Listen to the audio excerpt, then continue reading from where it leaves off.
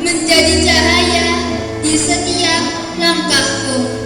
Maafkan kami bila sering membantah atau membuat hati ayah dan ibu gelisah. Kami sadar belum sempurna adanya, namun cinta kalian selalu menjaga. Di sekolah ini kami belajar membaca, menulis.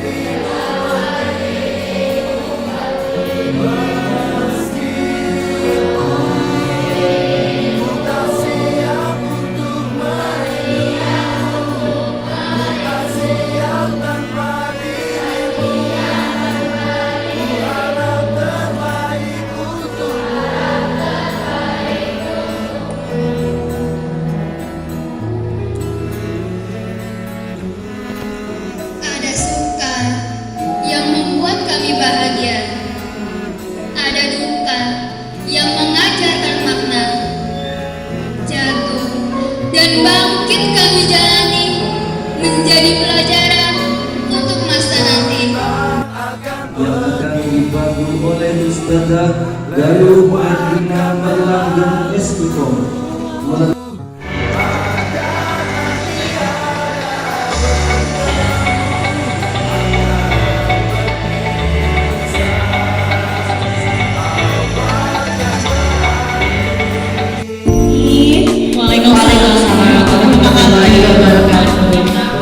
Alhamdulillah semangat. Sehat semua ini ya? Alhamdulillah. Perasaannya apa Umi sama Mami hari ini? Deg-degan nggak? Terharu. Iya, lebih banyak deg-degan dan terharunya. Dari awal masuk sudah begitu vibes-nya. Udah dapat ya vibes-nya. Mami gimana perasaannya hari ini? Bangga, sedih, dan tentunya terharu juga. Jadi Bapak Ibu, saya perkenalkan sedikit. Yang maju ke depan ini adalah dari kelas 6A, itu diwakilkan oleh maminya Janes yang dengan sukarela ingin menceritakan perjalanan hidupnya selama berapa tahun ya berarti Mami kalau Janes? 3 tahun ya Mami? 4 tahun. 4 tahun ya, ada 4 tahun. Dan juga yang dari perwakilan kelas 6B ada Umi Arga yang 6 tahun mendampingi Ananda Arga belajar di SD Darussyad Ciledug. Siapa dulu nih yang mau cerita? Kayak berdua aja deh langsung, nanti kalau tunjuk-tunjuk gak jadi. Kita siap mendengarkan ya. Pertanyaan. Terima kasih atas kesempatan yang diberikan kepada saya. Izin bicara ayah bunda, ini mungkin hanya mewakili sedikit dan sejuta pengalaman ayah dan bunda mendampingi anak-anak di sekolah selama dari Sadia. Pertama kali yang saya ingat adalah karena sekolahnya zaman corona. Ya betul ya, ini angkatan corona kayaknya ya. Karena sekolah zaman corona dia susah bangun, sebagian belajar banyak di rumah. Kalaupun berangkat besoknya lockdown lagi, begitu terus. Akhirnya anak saya susah bangun, dia mau sekolah ritmenya kacau. Tapi kalau sudah sampai sekolah sebenarnya dia happy karena saya yakin Ustadz dan Ustazahnya sudah punya banyak formula untuk bisa buat perasaannya gak sekacau kalau belajar di rumah. Itu sih, itu yang paling saya ingat Ustazah. Relate gak Bapak Ibu? Waktu kelas 1, waktu BDR anak-anak sama anak-anak sekolah di Aliasya.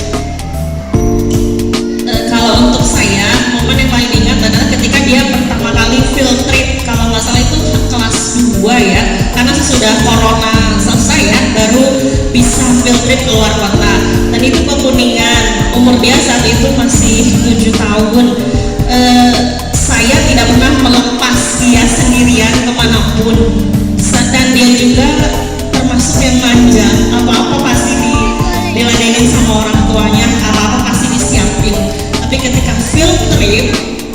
akhirnya ya mau nggak mau karena orang tuanya juga tidak harus ikut ya, dan saya punya kesibukan, jadi dia ikut field trip. Saya kira akan banyak drama, saya kira tadinya akan banyak drama, nangis dan segala macam, tapi pulang-pulang begitu dia turun dari bus, dijemput sama saya naik motor sama abinya, dia bawa ikan hasil tangkapan di Kuningan. Dia bawa plastik besar itu, yang ini Umi, ini aku dapat ikan, ini hasil kerja keras aku. Entah ngapain aja di sana, pokoknya dia dapat ikan. Dia yang segitu manjanya, sepanjang naik motor dari Ciledug sampai Cikulak itu habis sama cerita dia doang. Habis sama dia bercerita bahwa field tripnya saya melakukan banyak hal, kegiatannya ini itu, ada temannya yang jatuh, ada bajunya yang robek, apa saja dia ceritakan. Dan itu luar biasa menurut saya, karena untuk seorang anak yang manja yang tidak pernah kemana-mana dan umurnya masih kecil, pergi sendirian hanya didampingi sama ustazah, berarti programnya berhasil. Karena anak saya yang semalu itu pun mau, dan dia bisa bercerita banyak sama orang tuanya, berarti kan itu bikin dia baper ya. Program itu tuh bikin dia baper, dan dia ingin lagi, dan yang paling penting dia mau bercerita pada orang tuanya. Jadi nggak keep silent ketika sampai di rumah, selesai udah deh aku capek, enggak, dia akan cerita apapun yang dia alami hari itu. Itu yang paling berkesan buat saya, ini anak udah bisa mengungkapkan perasaan dia gitu, dan itu berkesan sih buat saya, Ustaz. Oke, terima kasih. Saya jujur, anak saya itu bukan tipe yang rajin belajar, bukan tipe yang sangat nurut kalau belajar.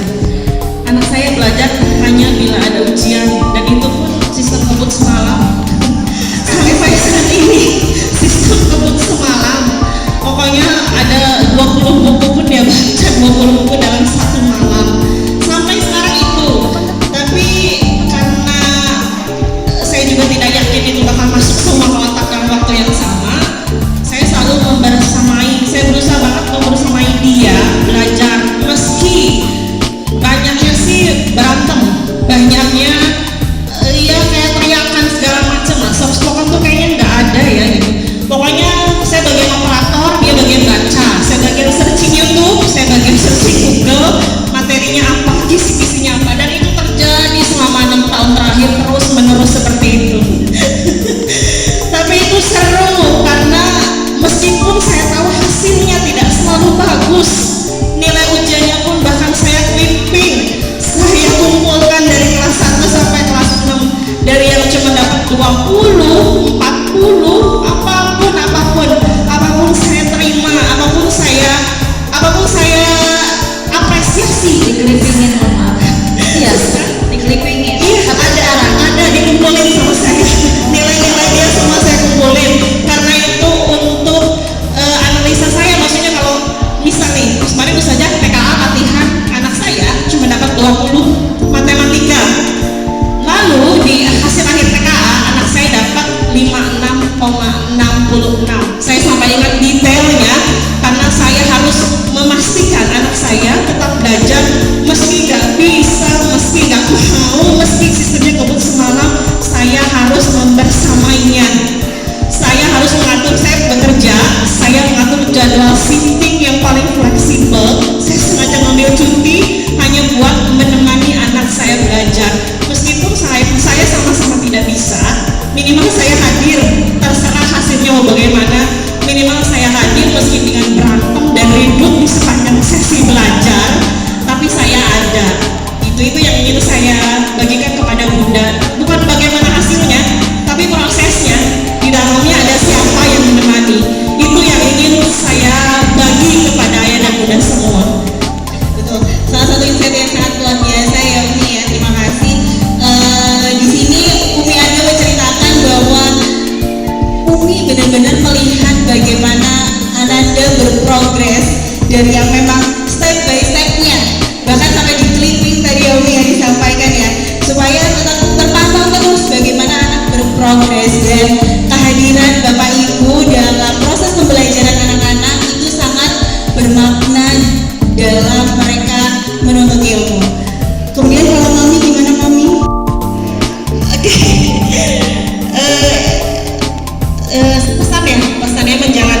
beribadah dimanapun dan kapanpun, karena kita kan nggak tahu tantangan ke depan akan gimana. Jadi salah satu tujuan saya menyekolahkan di Al-Irsyad adalah menguatkan fondasinya terlebih dahulu, terutama soal agama. Jadi kalau dia sholat dan gajinya sudah stabil, sholat dan gajinya konsisten, saya yakin dimanapun anak ditempatkan, hal-hal yang lainnya, tantangan yang lainnya akan mudah diselesaikan gitu. Sama basicnya ada dulu, itu yang paling saya tekankan, sholat dan gajinya konsisten dimanapun dan kapanpun. Konsisten ya teman-teman, tolong dijaga hal-hal baiknya. Ini terakhir janji terakhir Bapak Ibu, testimoninya sedikit dong Mami Umi, gimana selama menyekolahkan Ananda di Al-Irsyad, ada progres apa mungkin dari pembelajarannya atau dari akhlaknya yang terlihat secara nyata gitu, prosesnya mereka dari yang kelas 1 belum ini sekarang ini, coba boleh diceritakan ke kita semua. Bismillah. Misalnya gini, ayah bunda kan melihat segala penampilan anak-anak berbakat yang tadi ditampilkan dari awal acara ya, Masya Allah begitu hebatnya. Ada yang mengaji, qiraah, segala macam puisi, itu sangat hebat. Tapi jangan lupakan pula buat anak-anak yang biasa saja. Kenapa? Karena kita mudah jatuh cinta pada anak berbakat. Siapapun, orang tuanya, lingkungannya, sekolahnya, gurunya, pasti akan sangat mudah jatuh cinta pada kesempurnaan bakat atau kepintaran yang dimiliki oleh anak-anak kita. Tapi siapa yang akan jatuh cinta pada anak biasa, pada anak yang tidak pintar? Jadi saya memilih untuk jatuh cinta duluan kepada anak saya yang tidak sempurna. Makanya saya membersamai semua proses belajarnya. Itu yang saya tekankan, mudah-mudahan ustazah-ustazahnya mampu untuk jatuh cinta pada anak-anak yang hanya biasa-biasa saja. Terima kasih Umi, teman-teman Umi dan Mami Janes.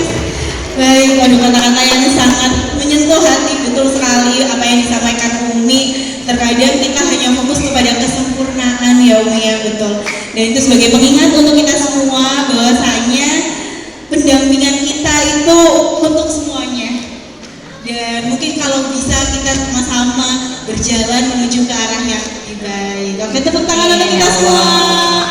Saya ucapkan terima kasih kepada Umi dan juga Pak Janis yang sudah bersedia hadir maju ke depan untuk berbagi kisah kepada kita semua. Terima kasih. Sama-sama. Semoga yang baik-baiknya bisa kita ambil untuk saling menginspirasi dan juga barangkali bisa saya coba ini di keluarga saya juga kayak gini gitu ya, bisa diambil yang baik-baiknya. Terima kasih. Akan tiada bertemu, akan berpisah, awal kan berakhir, terbitkan tenggelam, pasang akan surut bertemu. Baik, Bapak Ibu dan seluruh hadirin yang berbahagia, kita sudah mendengarkan sedikit. Sampai jumpa di lain hari, untuk kita bertemu lagi. Ku relakan dirimu pergi.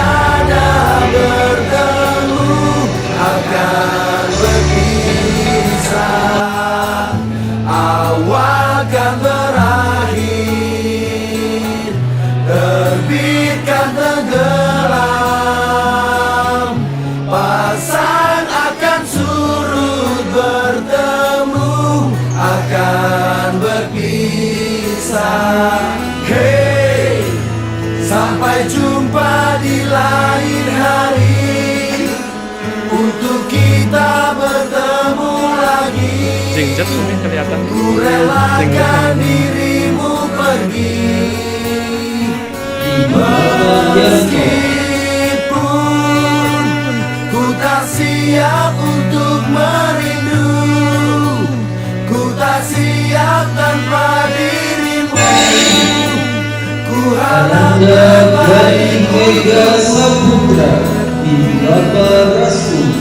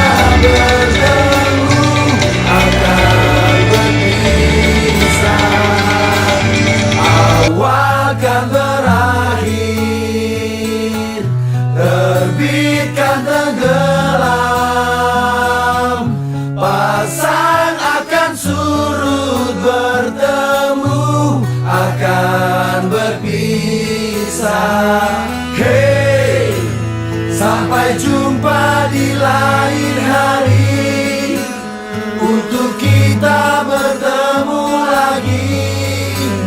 Ku relakan dirimu pergi, meskipun ku tak